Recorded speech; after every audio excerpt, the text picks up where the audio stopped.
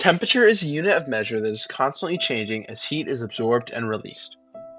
But what if temperature reaches as low as it can possibly go? Is there an absolute minimum? And if so, what would be the effects? Before we can conceptualize temperature reaching absolute zero, we must first understand what temperature actually is. Temperature is a measure of kinetic energy at the molecular level, meaning that temperature depends on velocity.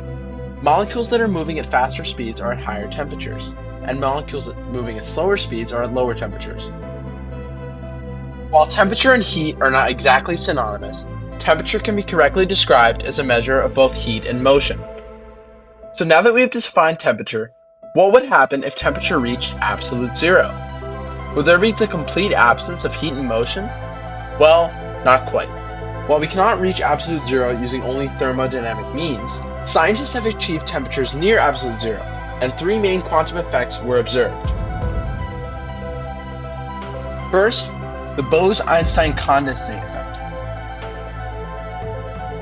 This quantum effect is an intermediate state of matter, which occurs when a gas cools to very low temperatures, and essentially, a state of matter between gas and liquid is created.